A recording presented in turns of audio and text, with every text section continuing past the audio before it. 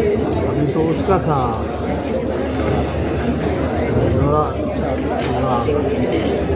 एक सेशन में स्किप कर दिया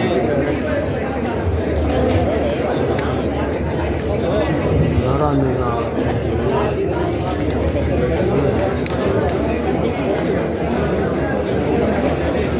ये था अभी इसको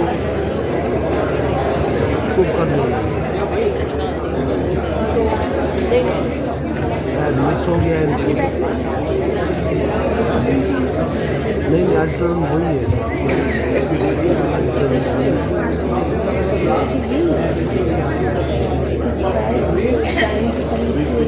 टाइम हाँ अभी तो 5 ही बजे है ना। अरे कब है 4:30 था मसाला ये कि इसको 4:30 वाले को ख़त्म करके 5 वाले। मोइन फारूकी साहब से गुजारिश है कि स्टेज पे तशरीफ़ लें।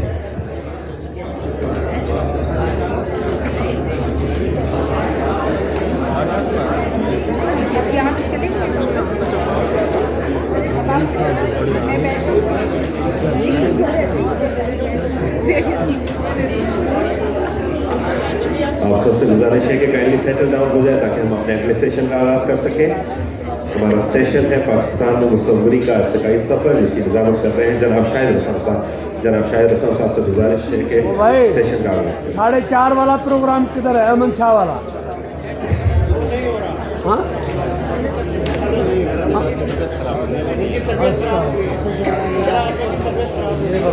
सबको बैठा दो। चक्कर में आए थे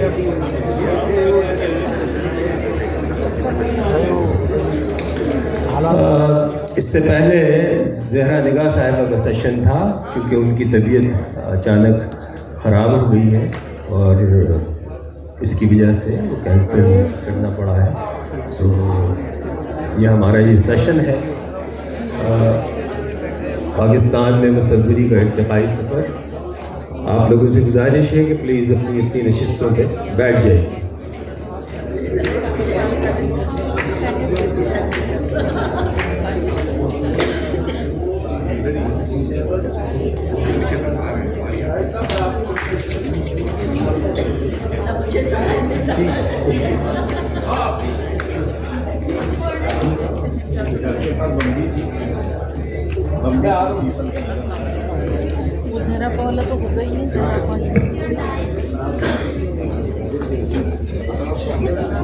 आज का सेशन पाकिस्तान में मुसव्वरी का इर्तिकाई सफ़र जो पूरा जर्नी है, इस पे बात करने के लिए हमारे साथ बहुत ही गिरा कदर और इंतहाई कीमती लोग मौजूद हैं। सलीमा हाशमी साहिबा का बेहद शुक्रिया कि आप तशरीफ़ लाई। मिसेस ज़ोहरा हुसैन, आधी सदी से ज़्यादा इन्होंने आर्ट की खिदमत और आर्टिस्टों के साथ वक्त गुजारा। नुसरत ख्वाजा राइटर हैं, क्यूरेटर हैं और इनकी भी तमाम ज़िंदगी आर्ट ही में गुजरी। मोइन फारूकी साहब सेलिब्रेटेड आर्टिस्ट हैं, राइटर हैं, अंग्रेज़ी में शायरी करते हैं और पेंटर तो हैं ही कमाल के लिए। बहुत शुक्रिया मोइन फारूकी साहब। और हमारी साथ नूर अहमद जो कि खुद बहुत ज़बरदस्त आर्टिस्ट हैं, क्यूरेटर हैं ये कराची बिनाले 27 की। आप सबका बेहद शुक्रिया।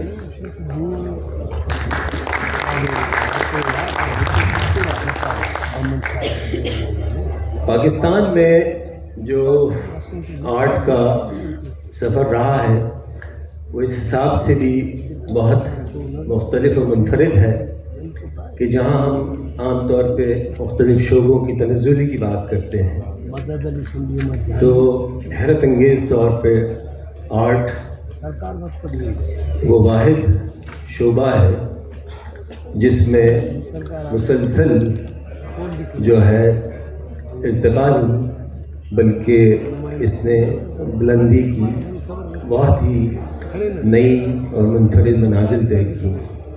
اگر ہم اپنے اساتذہ کی بات کریں تو ان میں بہت بڑے بڑے نام ہیں، شاکر علی، چغتائی صاحب، صادقین صاحب، علی امام، جمیل نقش، اور ایک لمبی بہت ہی بڑی کہکشاں ہے جن کے اوپر اگر ہم گفتگو شروع کریں تو شاید یہ سیشن ناکافی ہوگا۔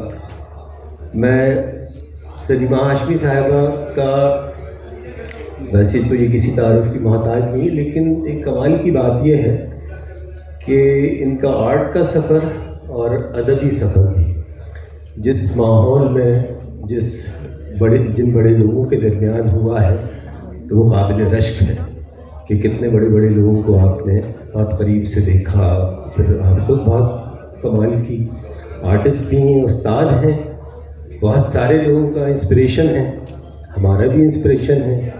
تو میں آپ سے گفتگو کا آغاز کروں گا کہ آپ بتائیے کہ آپ اس پورے سفر کو کیسے دیکھتی ہیں، اور جن بڑے آرٹسٹوں کو آپ نے قریب سے دیکھا اور ان سے کچھ سیکھا، اور فیض صاحب کا ذکر نہ ہو یہ ممکن نہیں، عام طور پہ ادب و شاعری کے حوالے سے ان کا ذکر ہوتا ہے، لیکن اس ملک کی جو کلچرل پالیسی اگر کسی نے باقاعدہ طور پہ اس کو ڈیزائن کیا، لکھا، تو وہ فیض صاحب تھے۔ تو سلیمہ آپ ذرا بتائیے پلیز۔ آپ نے بہت ساری چیزیں اکٹھی ایک فہرست میرے سامنے پیش کر دی ہے۔ تو پہلی بات تو یہ کہ جی بالکل جس ماحول میں پلی بڑھی اس میں ہر قسم کے لوگ تھے، لیکن ان میں ادیبوں اور شاعروں کے علاوہ مصور بھی تھے، سندراش بھی تھے، ایسے لوگ بھی تھے جو کہ مصوری پہ لکھتے بھی تھے، تھوڑی جان بوجھ بھی رکھتے تھے۔ لیکن جب میں چھوٹی تھی مجھے اس بات کا بالکل احساس نہیں تھا کہ میرے ابا کوئی 30 مار خان ہے، یا یہ کہ ان کے ساتھ جو ان کے دوست ہیں ان کی کوئی خاص اہمیت ہے۔ مجھے تو یہ معلوم تھا کہ جب گھر میں یہ سب لوگ موجود ہوتے ہیں تو کسی نہ کسی چیز کے اوپر بات چھڑ جاتی ہے، جس کے بارے میں پھر لوگ جو ہیں بہت بحث مباحثہ ہوتا ہے، لڑائی جھگڑے بھی ہوتے تھے۔ مطلب میں نے دیکھا تھا کہ بھی شاکر علی کے ساتھ لڑائی ہو رہی ہے، صفدر تو خیر بہت خاموش طبع تھے، لیکن شمزہ جلال شمزہ جو تھے ان کا مزاج جیسا، احمد پرویز کی تو بات ہی نہ کریں، کیونکہ وہ تو ہر ایک کے ساتھ ایک لمحے میں جھڑپ شروع ہو جاتی تھی۔ پھر علی امام جیسے لوگ تھے میرے خیال میں جو کہ جن کا کردار جو تھا وہ اس کے کئی پہلو تھے، اور یہ مجھے بعد میں پتہ چلا۔ جب پہلے ان سے ملاقات ہوئی تو ہمارے ابا جیل میں تھے، اور وہ علی امام صاحب جو کہ کمیونسٹ پارٹی کے ممبر تھے، وہ ان کے پیچھے پولیس لگی ہوئی تھی، اور وہ انڈر گراؤنڈ ہو کے تو آئے تھے ہمارے گھر، اور میری اماں نے ان کو ناشتہ دیا تھا۔ تو ہمیشہ یاد رکھتے تھے جب اور کوئی دروازہ لاہور شہر کا کھلا نہیں تھا تو فیض صاحب کا دروازہ کھلا تھا اور ایلس نے مجھے ناشتہ کھلایا تھا۔ تو ان سے اس قسم کی بے تکلفی تھی ان لوگوں کے ساتھ، جو ان کا فن تھا اور جو ان کی زندگیاں تھیں وہ آپس میں ایسی جڑی ہوئی ہوتی تھی کہ میرے لیے دونوں کو علیحدہ علیحدہ دیکھنا بہت مشکل تھا۔ یہ تو بہت بعد میں جب میں نے خود یہ راہ جو ہے اختیار کی، سوچا کہ بھئی اس سفر پہ نکل سکتے ہیں، ہمارے گھر میں لفظ بہت بھاری تھا، تو ادیب یا شاعر ہونے کا تو سوال ہی نہیں پیدا تھا۔ تو اب میں بہت خاموش ہوتی تھی، تو پھر تصویریں بنانی شروع کی وغیرہ وغیرہ، اور پھر سوچا کہ اچھا ڈیزائنر یا آرٹسٹ بنے۔ تو پھر میں نے ان لوگوں کو اور نظر سے دیکھا۔ اب بھی بہت بڑے بڑے نام لیے ہیں، اور یہ صحیح ہے کہ بہت لمبی فہرست ہے اس ارتقاء کے سفر میں، اور یہ جو کتابچہ تھا جو شائع ہوا ہے اس میں اتنے نام تھے ان لوگوں کے جو اب ہمارے ساتھ نہیں رہے، میں نہیں موجود۔ تو میں سوچی کیا ان کے سب کے بارے میں بات ہوگی، या चंद एक लोग होंगे जिनके बारे में क्या जिक्र आज होगा, और फिर किसका जिक्र होगा? किस तरह से हम वो नाम जो हैं तय करेंगे कि भी इनकी अहमियत इस सफ़र में, इस इर्तिका की जो मंजिलें हैं उनमें ज़्यादा नुमायाँ नज़र आती हैं। तो यही समझ में आता है कि वो चंद एक नाम हैं जिनका जब आप काम देखते हैं तो आपको एहसास होता है कि इन्होंने मुसव्वरी का जो सफ़र था उसमें एक तो ये खुद संग मील थे, और दूसरा उन्होंने कि वो रुख बदल दिया, मुसव्वरी का रुख बिल्कुल बदल दिया, और बाकी फिर उनके साथ शामिल हो गए। और ये जो चंद एक नाम हैं वो मेरे ख़्याल में फौरी तौर पे तो हमें नहीं समझ में आता। हमें चुगताई साहब हैं या शाकिर अली थे, वो तो बिल्कुल ही एक दूसरे से बिल्कुल मुख्तलिफ थे, और चुगताई साहब को तजरीदी मुसव्वरी से बहुत इख्तलाफ था। और शाकिर साहब के बारे में तो मुझे ये याद है कि जब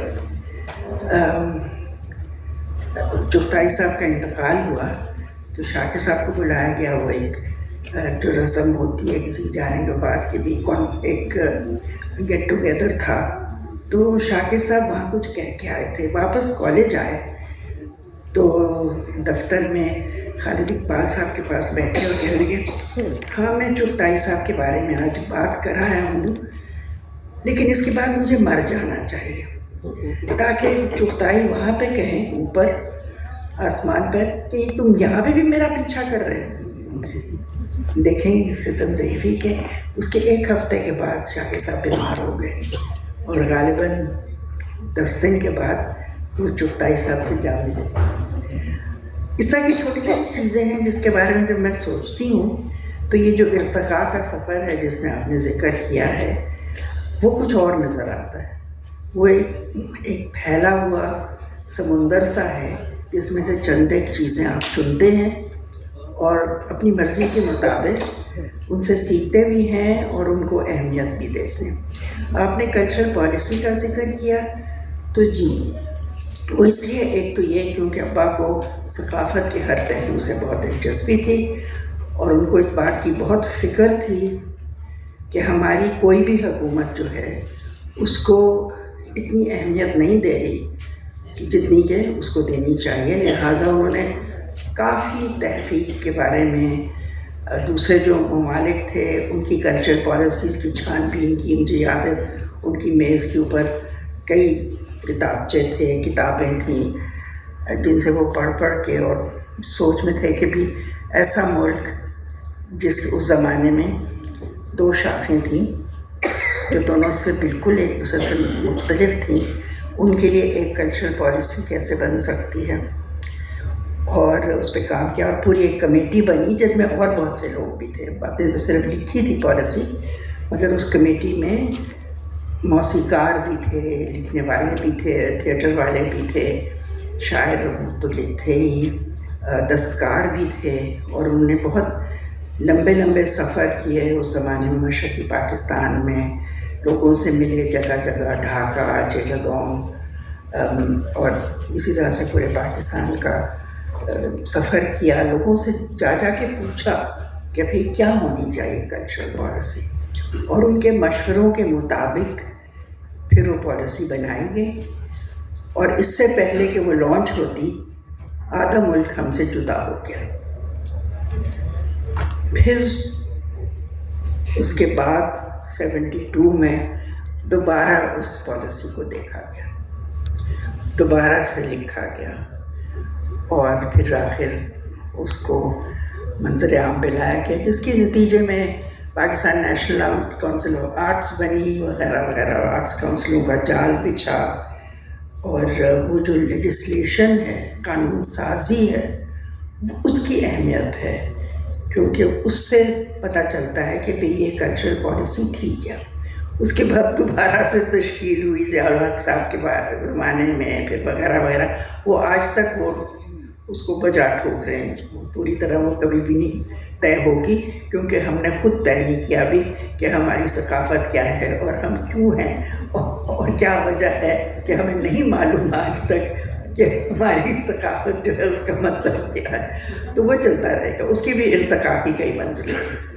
آپ نے مشرقی پاکستان کا ذکر کیا، جو بنگالی ماسٹرز تھے جیسے زین العابدین، مرتضیٰ بشیر اور بہت سے بڑے بڑے لوگ شامل تھے، تو آپ ان کا کنٹریبیوشن کیسے دیکھتی ہیں؟ اور پھر ظاہر ہے یہ 71 کا سانحہ بھی ہوا جس نے پورے ملک کے جو ایک کلچرل فیبرک تھا اس کو ریزہ ریزہ کر دیا. یا آپ کہہ رہے ہیں نا، آپ کسی بھی بچے سے پوچھیں مشرقی پاکستان کیا تھا تو کسی کو نہیں پتا. وہ ہماری کتابوں میں ہے ہی نہیں، نصاب میں ہے ہی نہیں، غائب ہے. تو ہماری عمر کو لوگوں کو پتہ ہے نا کہ بھی کتنی اہمیت تھی زین العابدین کی. انہوں نے پشاور یونیورسٹی کا فائن آرٹ ڈپارٹمنٹ شروع کیا. وہ NCA کے بورڈ پہ تھے.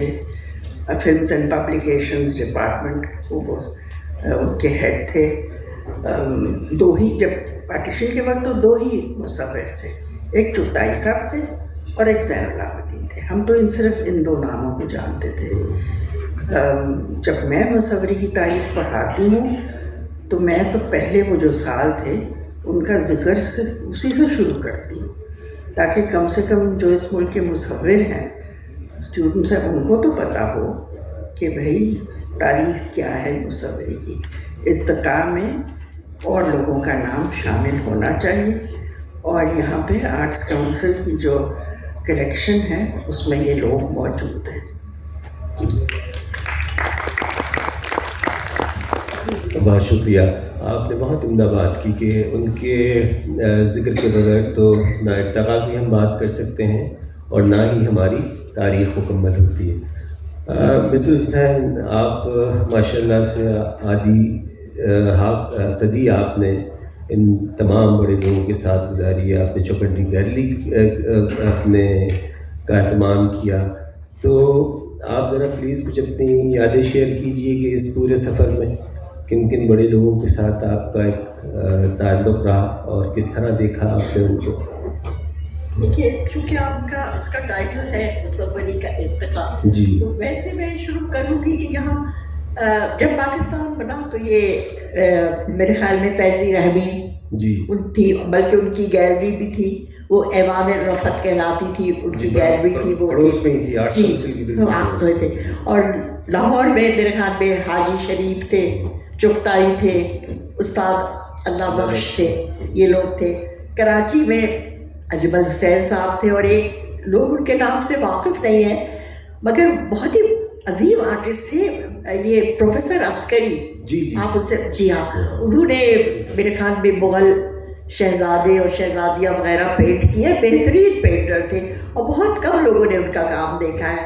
اور ناگی صاحب تھے. ویسے ناگی صاحب کے اسٹوڈیو میں میرے خیال میں سارے آرٹسٹ جمع ہوا کرتے تھے اس زمانے میں، جیسے شاہد سجاد اور ناگوری صاحب سندھ میں تھے. اس کے بعد پھر کچھ خطاطی کا دور شروع ہوا. خطاطی میں میرے یہ حنیف راوے صاحب، ان کی بہت ممتاز ہے، اور شمزہ احمد خان اور صادقین تو ہے ہی ہے، گلجی، عسکری، میاں ایرانی. ویسے جمیل بخش نے بھی کافی کیلیگرافی کی، ظہور نے بھی فالو کیا، ان کی فرمان سیریز میں ادھر ادھر کافی کیلیگرافی ہے.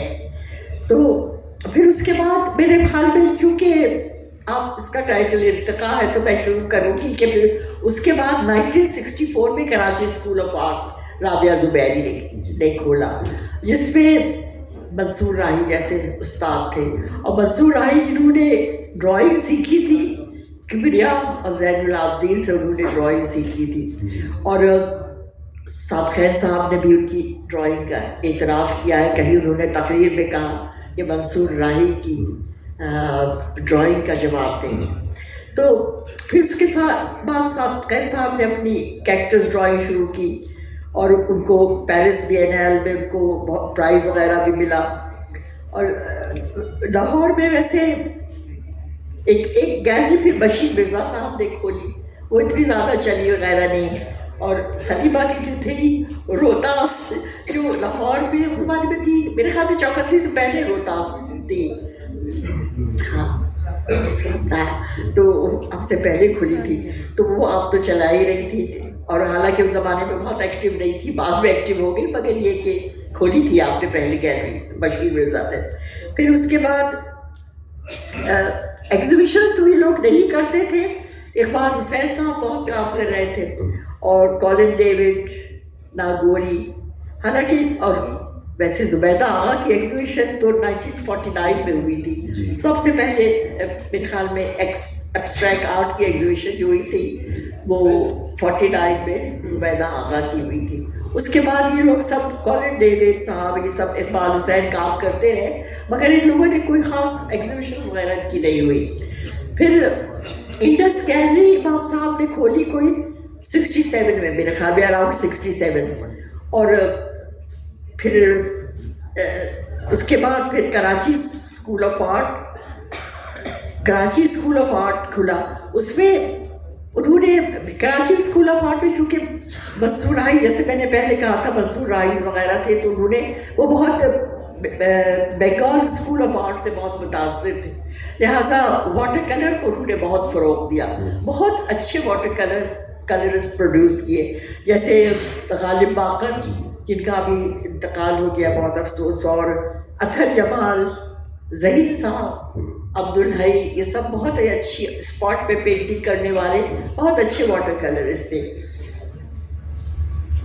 اس کے بعد 85 میں نے گیلری کھولی, تو اس کے, اور پھر اس کے بعد بہت گیلریاں کھلنا شروع ہو گئی. اس کے بعد تو جیسے مہر افروز نے ایک دفعہ کہا کہ جیسے برسات کے بعد چونٹے نکلتے ہیں, اس طریقے سے گیلریاں کھلنا شروع ہو گئی. تو اور ویسے اسلام آباد میں تو خیر روتاس فنکشن کر رہی تھی, اور پھر یہ ہے کہ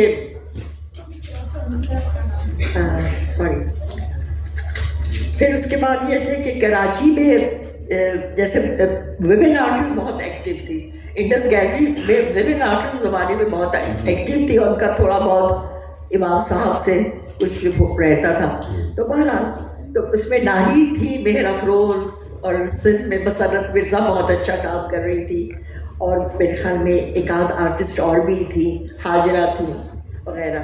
پھر اس کے بعد میں نے جب گیلری کھولی تو میرے پاس سب سے پہلے تو مجھے ظہور صاحب کی ایگزیبیشن ملی.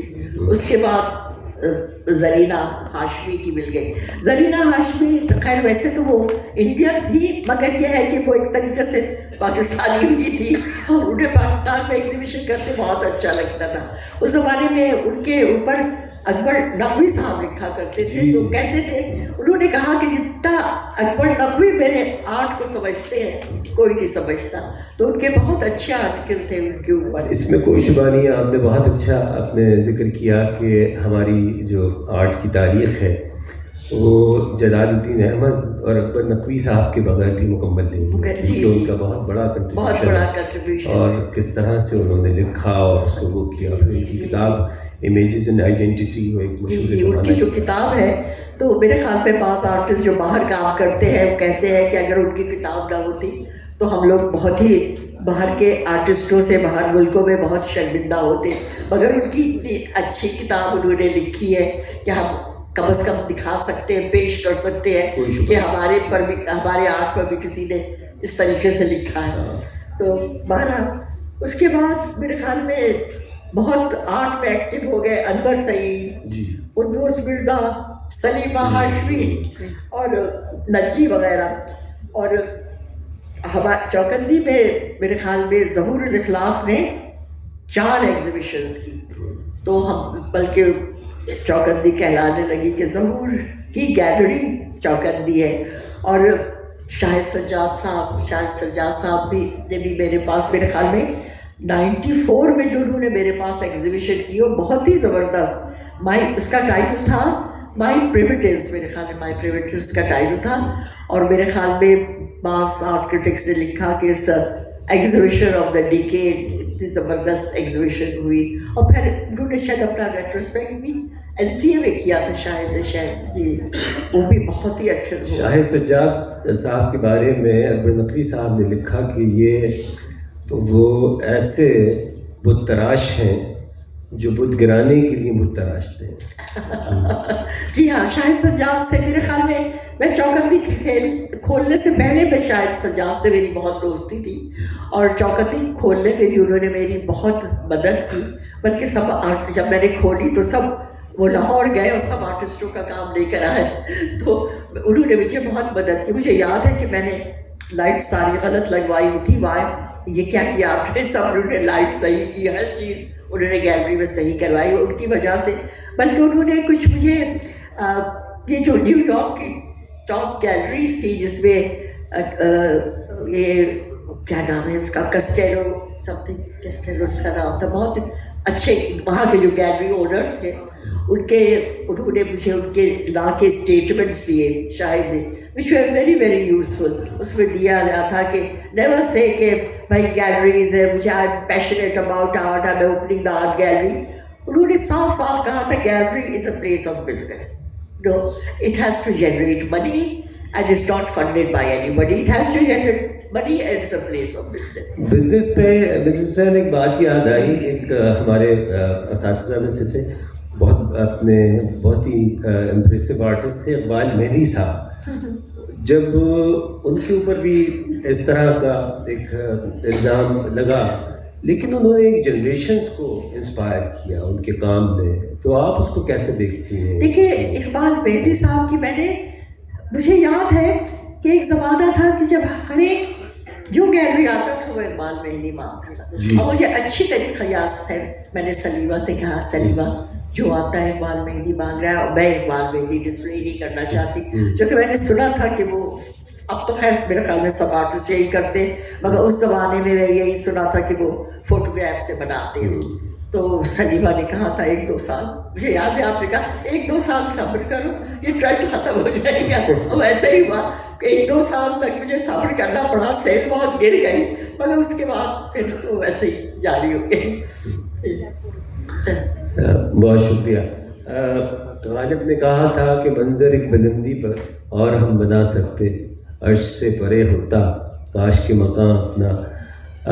میں نصرت سے اپنے ملتمس ہوں کہ پلیز آپ ذرا بتائیے کہ ایک موومنٹ شروع ہوئی ماڈرن آرٹ کی, پھر ایک فگریٹو آرٹ کا ایک جو ہے دور شروع ہوا, تو آپ کیسے دیکھتی ہیں اس کو؟ جیسے سلیمہ آپا نے کہا نا, ہم ثقافت کو کبھی طے نہیں پا چکے ہیں. یہاں ہیومن باڈی کے ساتھ بھی ہمارا یہی مسئلہ ہے, بہت ایمبیگوٹیز اور کنفیوژن ہے. لیکن فنکار جو ہے وہ سمجھتا ہے کس طرح ڈیل کرنا ہے ود دا ہیومن فگر. خاص طور سے مجسمہ ساز جو ہیں, اسکلپٹر جو ہیں, کیونکہ ان کا کام ہی جو ہے وہ 3 ڈائمینشنل ہوتا ہے, تو ان کو پتہ ہے. تو میں سوچ رہی تھی آج تھوڑا میں اس حوالے سے بات کروں کہ اسکلپچر یا اسکلپٹرز کا کیا رول رہا ہے, کیونکہ اس میں بہت ارتقاء آیا ہے. اگر آپ 1947 میں دیکھیں تو ہمارے پبلک اسپیسز جو تھیں وہاں پہ کافی اسٹیچوز ہوتے تھے. ایک تو شاہانہ عظمت دکھانے کے لیے, مثلاً 1906 میں کوئین وکٹوریہ کا ایک بہت بڑا سنگ مرمر کا اسٹیچو وہاں برٹن سے بن کے آیا تھا, کیونکہ اس وقت کے جو پرنس آف ویلز تھے, جو کنگ جارج V بننے جا رہے تھے, وہ اپنی اہلیہ کے ساتھ جو ہے وہ کراچی وزٹ کرنے والے تھے. تو ان کے احترام میں وہ اسٹیچو آیا اور فرے ہال کے باغ میں وہ سیٹ ہوا. اور پھر پرنس آف ویلز آئے, اس وقت نئی وہ نارتھ ویسٹرن ریلوے بنی تھی, اور یہ جو ہے Karachi as a sea port کی ڈیولپمنٹ سے یہ چیزیں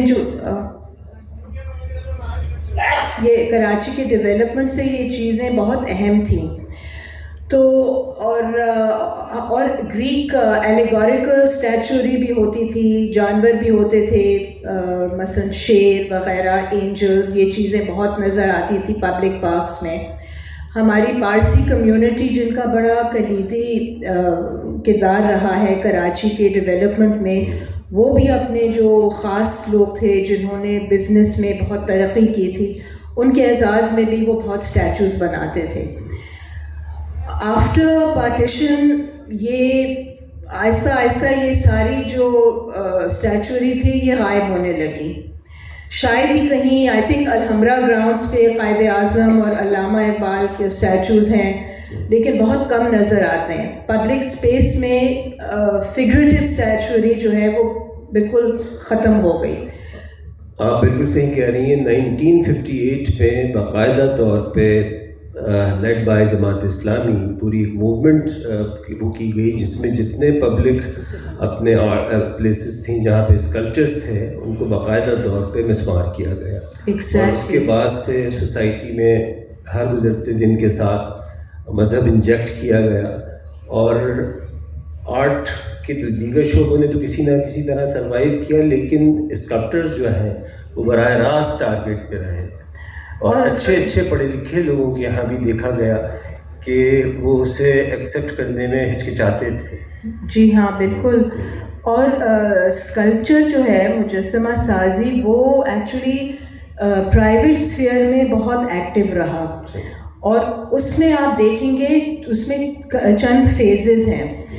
مثلاً ماڈرنزم کا دور تھا جب پاکستان قائم ہوا تھا, تو ایک ماڈرنزم ہے, ایک میں کہلاتی ہوں سرچ فار دا ورنیکولر, کہ ماڈرنزم میں آپ کا اپنا وہاں لوکل فوک ہسٹری اور فوک سمبلز اس کا کیا ہے, اور پھر تھوڑا ہم جدید دور میں آتے ہیں. لیکن شروع میں جس طرح زبیدہ آغا کو پائنیئر آف ایبسٹریکشن کہتے ہیں, تو پائنیئر آف ماڈرنسٹ کلچر بھی ایک خاتون تھیں, چٹاگانگ میں پیدا ہوئی تھیں, نویرا احمد. آئی تھنک آپ کی فیملی سے ان کا کافی تعلق تھا سلیمہ آپا, اور وہاں چٹاگانگ میں پیدا ہوئی.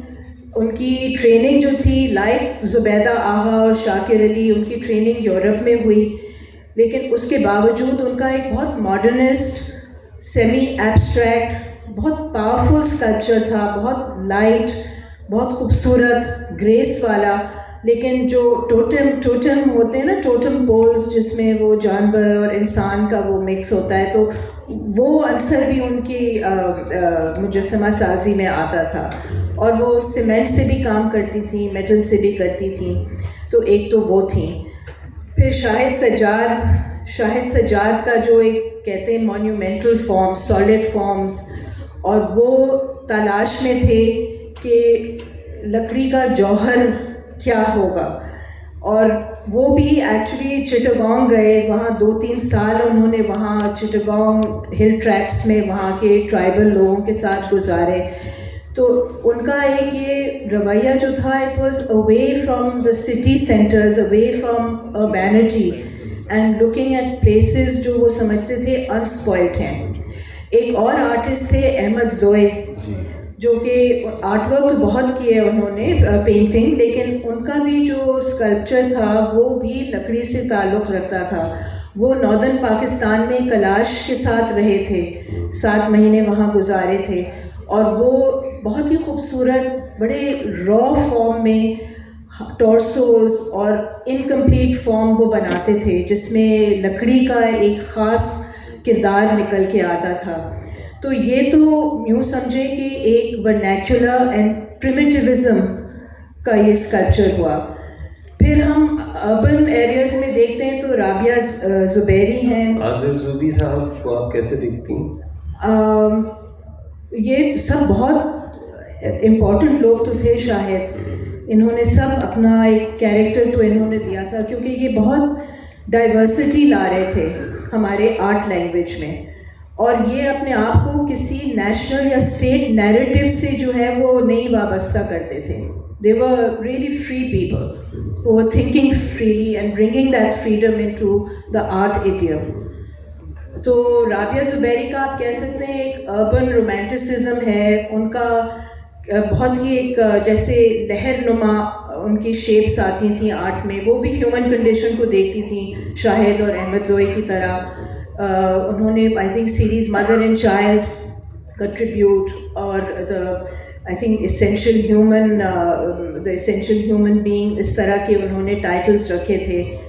تو ان کا لیکن بہت اربن تھا. اور ایک بڑی دلچسپ بات ہے کہ ان کا جو اسکلپچر تھا وہ لیلا شہزادہ کی پینٹنگ سے کافی ان کے ایلیمنٹس ملتے تھے, جو ایک گریس اور ردم جو ہوتا تھا.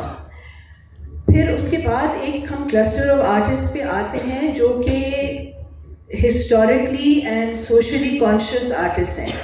ان میں آپ کہہ سکتے ہیں دریا قاضی, جمیل بلوچ, ساؤتھ بلوچ. یہ لوگ دیکھ رہے تھے ہسٹری کے نظر سے کہ سوسائٹی میں کیا ہو رہا ہے, کانفلکٹ, اور یہ اپنے اسکلپچر میں کانفلکٹ دکھا رہے تھے. تو یہ ایک اور قسم کا ان کا اسکلپچر تھا جو بالکل نہ رومانٹک تھا, نہ ان میں ماڈرنزم کی یونیورسلزم تھی. جو یونیورسلزم میں تو یہ ہے نا کہ it could fit in anywhere in the world, but یہ خاص اپنے حالات کو دیکھ رہے تھے کہ پاکستان میں کیا ہو رہا ہے, ان کے گھروں میں کیا ہو رہا ہے, ان کے شہر میں کیا ہو رہا ہے, اور اس حوالے سے وہ اسکلپچر بنا رہے تھے. پھر ہم کہہ سکتے ہیں کہ ان کا اگر ایک آبجیکٹیو نظر تھا تو پھر ایک سبجیکٹیو نظر بھی آیا with the work of people like Ruby Chishti. ہاں, اور سوری میں خلیل چشتی کا نام بھی لیتی ہوں, وہ سوشلی کانشیس آرٹسٹ میں, اور انہوں نے تو پلاسٹک سے انہوں نے اسکلپچر بنایا. تو آپ دیکھتے ہیں کہ جو مواد استعمال ہو رہا ہے وہ بھی چینج ہوتا جا رہا ہے. فائبر, دھات کے ساتھ فائبر بھی آنے لگا, ریزن بھی آنے لگا. اچھا, پھر روبی چشتی اور امین گلجی میں آپ ایک سبجیکٹیوٹی دیکھتے ہیں, اس میں آپ ایک پرسنل اینگسٹ یا درد آپ دیکھتے ہیں.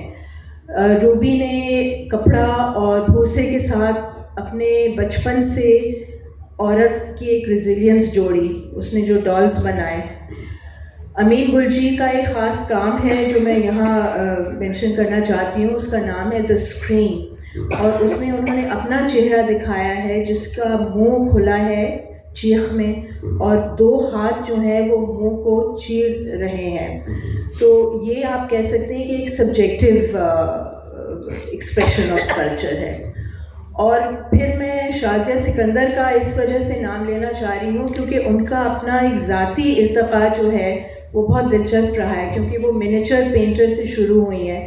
انہوں نے اپنے تھیسس دا اسکرول میں انہوں نے اپنے انٹیریئرز دکھائے, اپنے ذات کے حوالے سے انہوں نے امیجری دکھائی.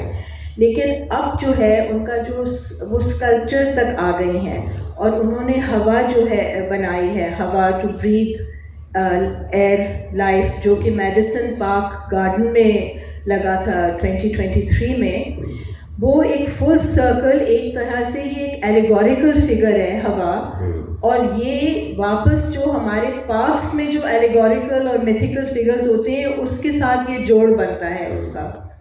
تو آخر میں صرف یہ سوال اٹھانا چاہوں گی کہ کیا یہ کبھی ممکن ہوگا ہمارے پاکستان میں کہ ہم دوبارہ پبلک اسپیس میں فگریٹو اسکلپچر دیکھیں, لیکن اس دفعہ ہم اپنے ایک پوسٹ کولونیل لہجے میں وہ اسکلپچر تیار کر کے دکھائیں. بہت ہی اہم بات کی آپ نے. تو سب مرین اور ٹینک اور جہاز, فائٹر بامرز ہیں پبلک اسپیسز. یہ بات سلیمہ آپا نے صحیح کہی کہ واقعی جو پبلک اسپیسز اپنے آرٹ کے لیے ہونی چاہیے, یہ ایک ایسے اظہار کے لیے جس کا انٹریکشن ایک عام انسان سے ہو اور ایک نیا ڈائلاگ شروع ہو. وہ ساری اسپیسز بھی جس طرح بہت ساری چیزیں اغوا کی گئیں تو پبلک اسپیسز بھی اغوا کر لی گئیں.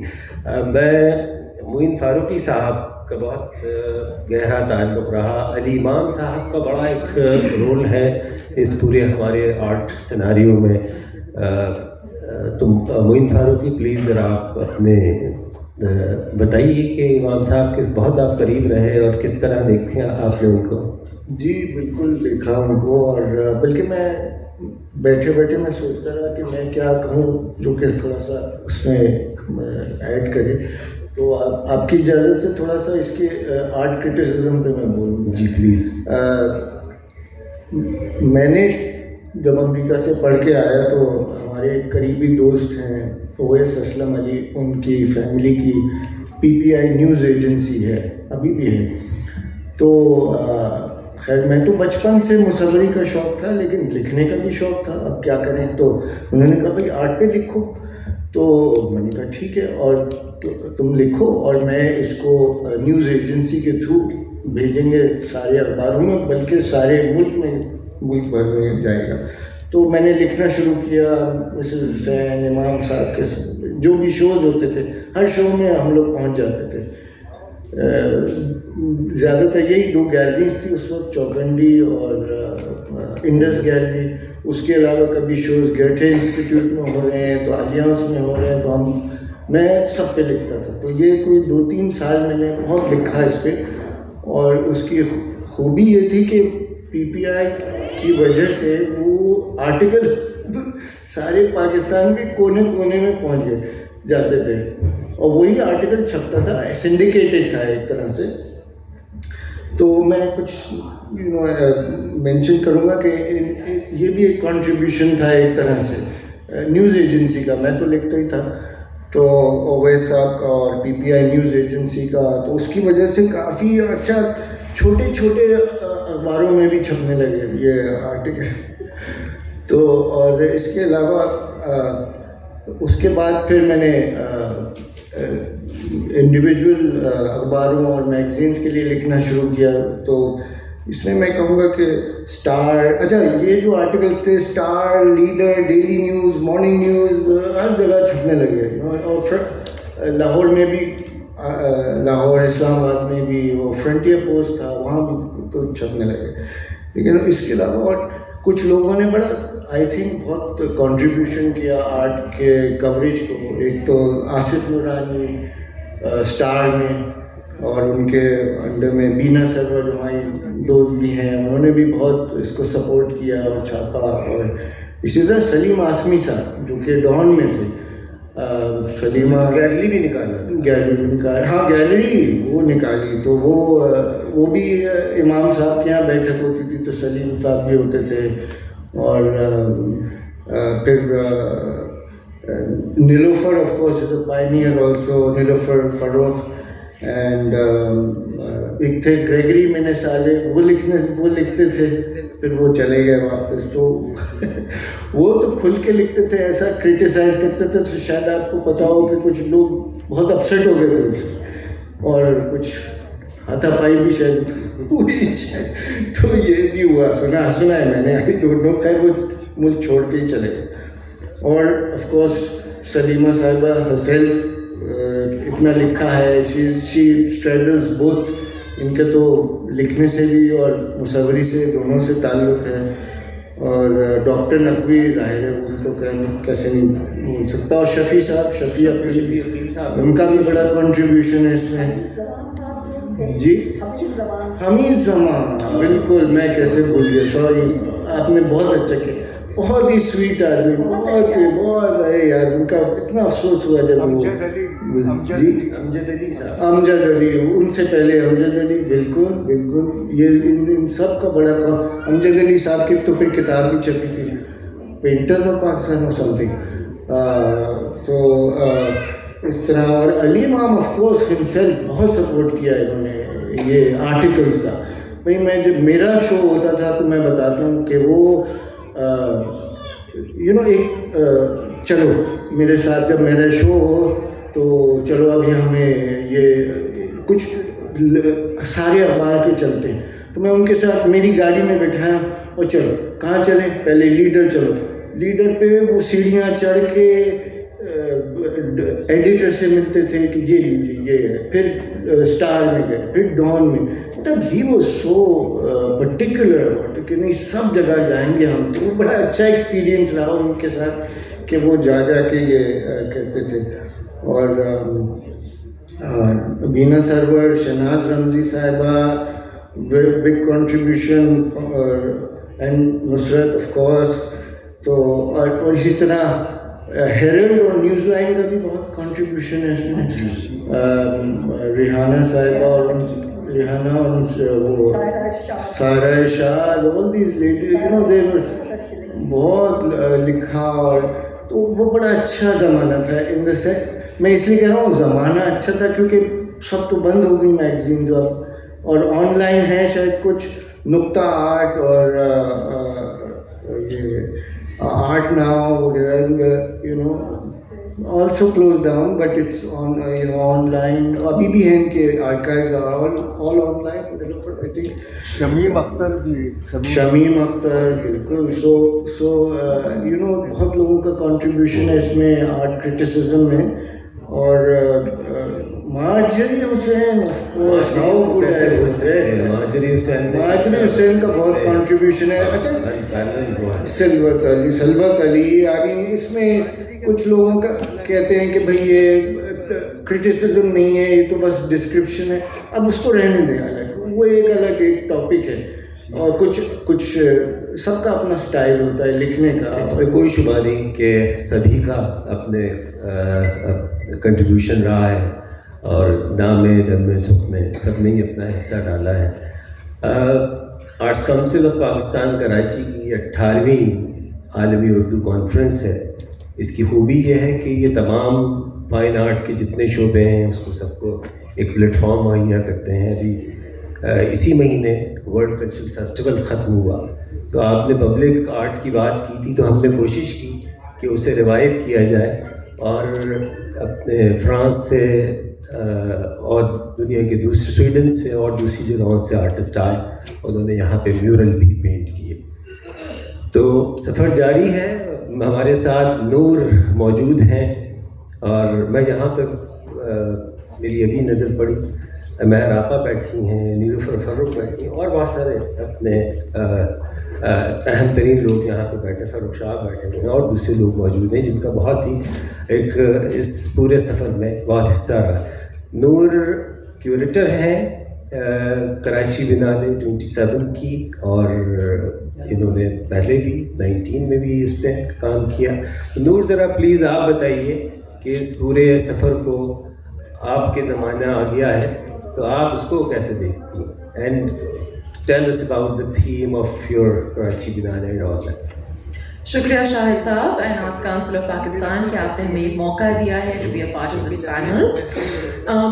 آئی تھنک سب سے پہلے آئی لائک ٹو ایکنالج کہ in order for someone like me to be curator of Karachi biennale بہت کام کیا گیا ہے ہماری فیلڈ میں from many members of our audience and also this esteemed panel.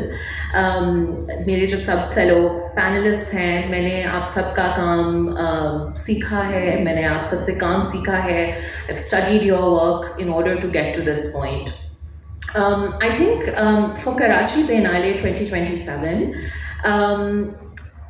when I was asked to curate it, مجھے بتایا گیا تھا کہ اگلے سال 2026 میں کراچی بینالے کی 10 سال کی اینیورسری ہے, which means کہ from this formalized format of a Biennale, there's been at least a decade working this way. تو کراچی میں اس سے پہلے 4 بینالےز ہوئے ہیں, لاہور میں 3 ہوئے ہیں, ابھی لاہور میں ایک NCA کا ٹرینالے بھی ہوا ہے. تو اس فارمیٹ پہ کافی کام ہوا ہے at least in the last decade. اگر ہم when I was sort of studying کہ ایک بینالے کے فارمیٹ کو ہم کیسے آگے لے کے چلیں, ایک سٹی کو اور اس کے لوگوں کو ایک اتنی ڈائیورس جگہ جیسے کراچی میں سٹی کے فرق کمیونٹیز کو کیسے ایکٹیویٹ کیا جائے آرٹ کے ذریعے سے. My research also led me to understanding کہ کراچی میں actually in 1978 a Biennale was attempted, اور ہم اسے اب بینالے نہیں کہتے, ہم اسے ایک پبلک آرٹ ایونٹ کہتے ہیں, کیونکہ in order for something to be called a biennale اس کے اگلے 2 سال there needs to be a recurrent event. لیکن ڈیو ٹو سماجی اور پولیٹیکل فیکٹرس کی وجہ سے وہ ایک آرٹ ایونٹ ہی رہا. سو فار کراچی بینالے 2027 جب ہم ایک کانسیپٹ ڈیولپ کر رہے تھے ایز اے کیوریٹر, میں چاہ رہی تھی کہ میں نے I got the chance to spend some time کچھ آرکائیوز میں. سو خاص طور پہ یہاں کراچی میں سندھ آرکائیوز پہ جو سندھ کے حوالے سے لینڈ ڈاکیومنٹس تھیں, کراچی کے میپس تھے, ان کو مجھے اسٹڈی کرنے کا موقع ملا, اور برٹش لائبریری کے انڈیا آفس ریکارڈس کو بھی میں کافی اسٹڈی کر رہی تھی. From this we then came up with the concept کہ کراچی بینالے کا 2027 کا عنوان ہے کل, ہمارے آنے والا کل اور جو گزر گیا ہے وہ والا کل. اور کل کو نظر میں رکھتے ہوئے اس کے 3 موضوع ہیں جن پر آرٹ ورک ہوگا، جن پر رسپانسز ہوں گے، صرف آرٹسٹ سے نہیں لیکن ایکیڈیمکس سے بھی، انجینئرز سے بھی، سائنٹسٹ سے بھی. اور یہ موضوع ہیں ڈسپلیسمنٹ اور مائگریشن، کراچی کا بندرگاہ ایز اے سورس جس سے لوگ اور آئیڈیاز اس ریجن کے اندر آئے ہیں، لیکن اس ریجن سے ایکسٹریکشن بھی ہوئی ہے، لوگ، ideas, goods have been taken out of this region also. And آخری موضوع ہے پانی as a means of connecting all of us locally within the country also لیکن انٹرنیشنلی بھی. In terms of Karachi biennale venue wise Karachi کو کیسے activate کرے گا، سو I'm keen on looking at تین فرق طرح کے وینیوز ہیں ہمارے پاس. جب میں ان آرکائیوز میں کراچی کے سٹی میپ اسٹڈی کر رہی تھی، اگین اینڈ اگین یہ 3 سڑکیں تھیں that were reinforced. ٹھیک ہے، تو بندر روڈ، اس کے پیرالل چندری گڑھ روڈ اور اس کے ساتھ امٹی Khan road, all leading to the water. And Karachi Menali we're going to look for a few indoor locations of significance, of historical nature in 3 سڑکوں پر. اس کے علاوہ کلفٹن کا جو ایریا ہے، جو پرانا علاقہ ہے اور جو ریکلیمڈ علاقہ ہے، that's also an interesting space for a response. اور پھر کچھ آرٹ انسٹیٹیوشنس ہیں اور یونیورسٹیز ہیں جن کے اسٹوڈنٹس اور فیکلٹی سے ہم کلوزلی کام کریں گے for projects in Karachi biennale. بہت شکریہ نور.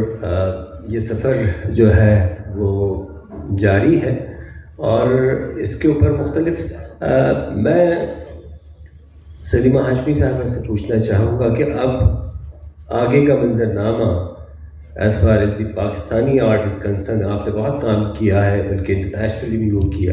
ایک تو ہم دیکھتے ہیں جب صادقین صاحب کو اپنے پیرس میں ایوارڈ ملا اور پاکستان جو ہے انٹرنیشنلی لوگوں نے جاننا شروع کیا، پھر یہاں تک پہنچے ہیں.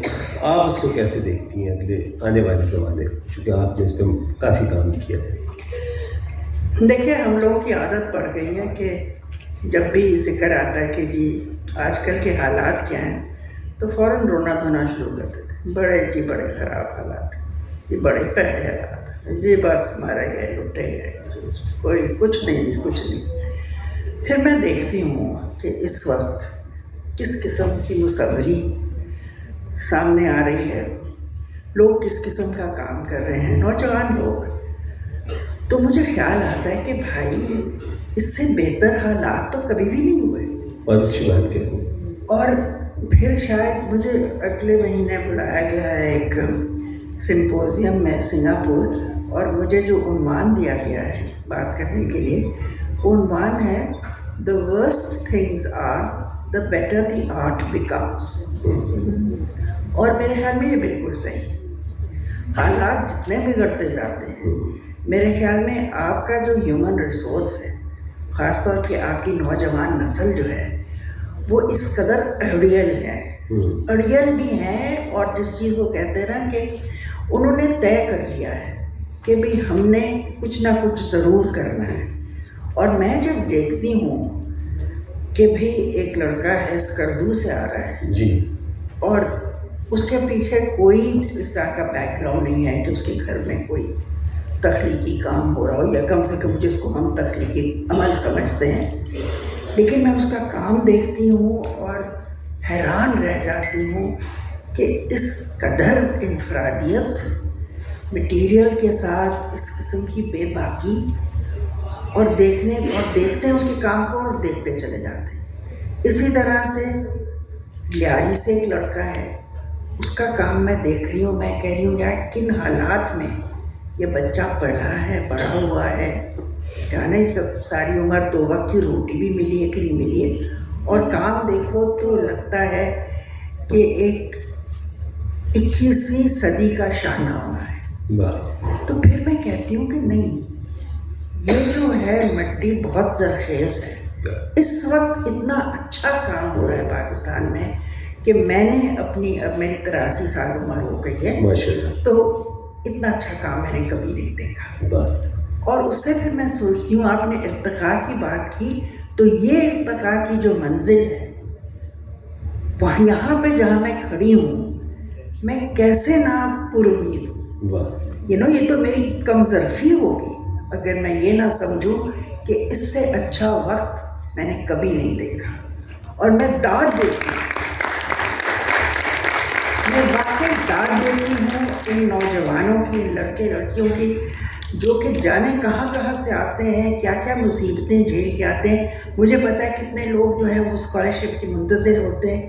اس وقت ایک لڑکی ہے جو کہ اپنا کام، اس کا تھیسس کا کام ساؤنڈ سے متعلق ہے، ساؤنڈ ٹرانسلیٹڈ انٹو اسکلپچر.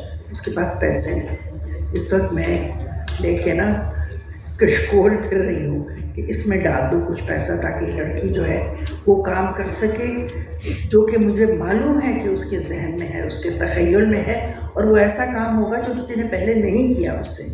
سو لہٰذا اس وقت سے بہتر کوئی وقت نہیں ہے. یقین جانیے مصوری کی جو سفر ہے وہ نہایت زرخیز ہے، پر امید ہے، اور ہمیں بھی پر امید رہنا چاہیے.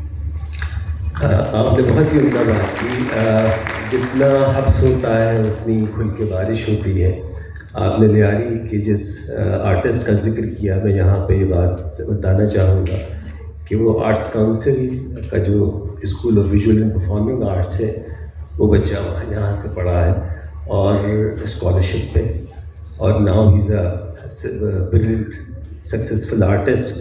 اور اس میں سارے اس کے اندر اس انسٹیٹیوشن کو بلڈ اپ کرنے میں ہماری تمام فیکلٹی ممبرس کے ساتھ ساتھ جو ہمارے آرٹس کاؤنسل کے صدر ہیں احمد شاہ، ان کا بہت بڑا کنٹریبیوشن ہے کہ ایک ایسا ادارہ جہاں پہ اگر آپ کے پاس وسائل نہیں ہیں، پیسے نہیں ہیں، لیکن اگر آپ آرٹ پڑھنا چاہتے ہیں تو یہ ان کے لیے ایک پیراڈائز سے کم نہیں ہے. ایک کوئی کامنٹ کہ آپ مس حسین، آپ سے بھی یہی سوال ہے کہ اب آپ آنے والے وقت کو کیسے دیکھتی ہیں؟ میرے خیال میں یہ بہت ہی اچھا وقت ہے. ایک تو ہمارا کام جو ہے وہ ایک تو نیو منیچرز جو تھے انہوں نے ہمارا کام بہت انٹرنیشنل کر دیا ہے، اور دوسرے بھی بہت سے ہمارے آرٹسٹ جیسے جو میری ہی گیلری میں جنہوں نے پہلی ایگزیبیشن کی تھی، دے ہیو بیکم انٹرنیشنل. اس میں میرے خیال میں کیا یہ مجھے اس وقت نام سب کے نام نہیں آ رہے ہیں، مگر اس میں سے کافی انٹرنیشنل ہو چکے ہیں. عمران قریشی، عائشہ خالد وغیرہ یہ سب ہو چکے ہیں. اور میرے خیال میں اب جو کام آ رہا ہے وہ بہت ہی اچھا کام پروڈیوس ہو رہا ہے. میرے خیال میں کنسیپچولی بھی، اور بہت ہی اچھا کام لوگ کر رہے ہیں، بچے کر رہے ہیں. اور میرے خیال میں آرٹ کا مستقبل پاکستان میں بہت روشن نظر آ رہا ہے. بہت شکریہ.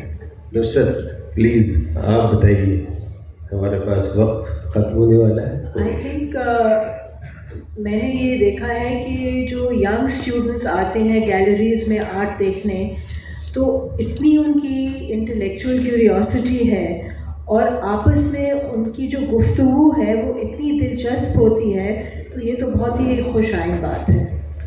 بہت شکریہ. معین. بالکل اتفاق کروں گا سب سے.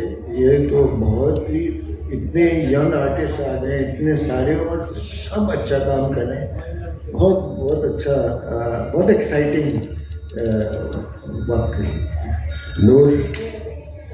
بالکل. I think I will eco آپ جو کہہ رہے تھے کہ جو آرٹس کاؤنسل نے جو آئی تھنک کیا ہے کراچی میں، کراچی کے بچوں کے لیے is really in like any thing I think that has come before it. And I think in بچوں کے ساتھ خاص طور پہ کام کرنے میں بہت دلچسپی ہوتی ہے. پچھلے سال میں and some of my colleagues Lahore museum کو ڈیجیٹائز اور کیوریٹ کر رہے تھے، اینڈ اس پروجیکٹ کے اندر زیادہ تر ہمارے ساتھ جو انسٹالیشن میں سب بچے تھے وہ آرٹس کاؤنسل کے گریجویٹس تھے. بہت شکریہ. جیسے سلیمہ آپا نے کہا، میں اسی فراز صاحب کے شعر سے اپنی بات ختم کروں گا کہ شکوہ ظلمت شب سے تو کہیں بہتر تھا، اپنے حصے کی کوئی شمع جلاتے جاتے. بہت شکریہ آپ کا، آپ سے.